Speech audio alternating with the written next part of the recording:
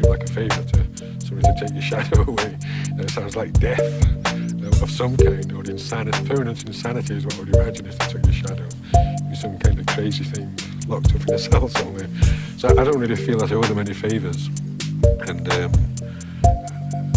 perhaps people should know about this. There's all kinds of possibilities for people.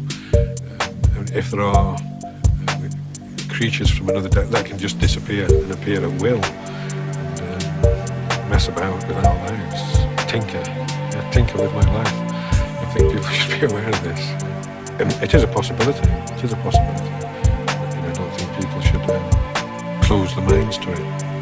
Having said that, having my mind open to it, I've many times tried to recreate the kind of feeling I've wandered through the hills in a lackadaisical fashion, waiting for something like this to happen again, but nothing.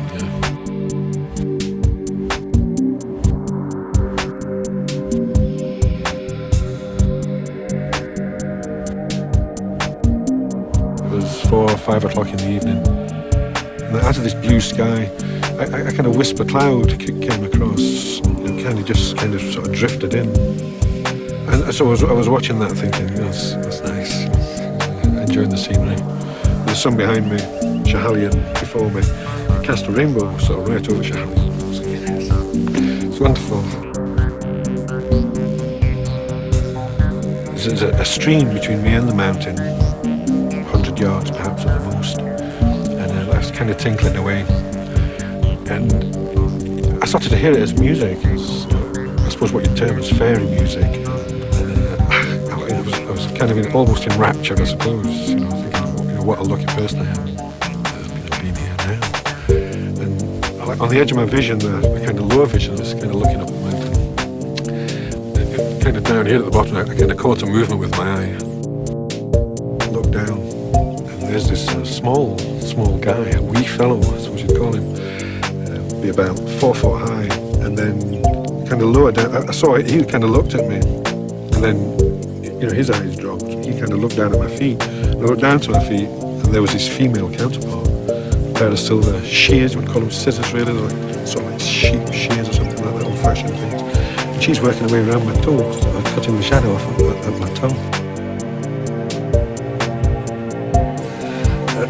My sensation was this, what's going on here? This is outrageous. I kind of looked back at him and kind of checked the scene out, and then I just sort of went, oi! And he looked at her, and she looked at him, and poof, gone. Just gone.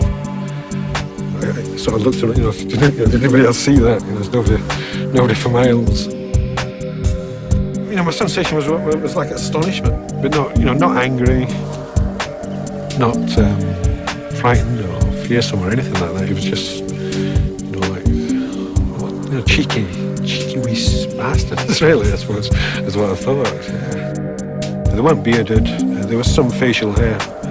Filthy, I'm a builder, my hands get dirty with these fingernails, but they were seriously in bad shape, to do with a wash.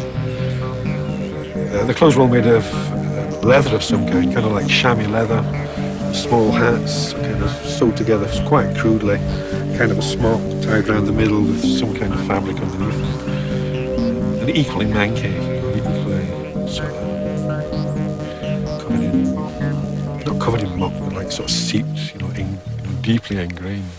That really sums them up for me, as visually, even down to the wizened sort of skin.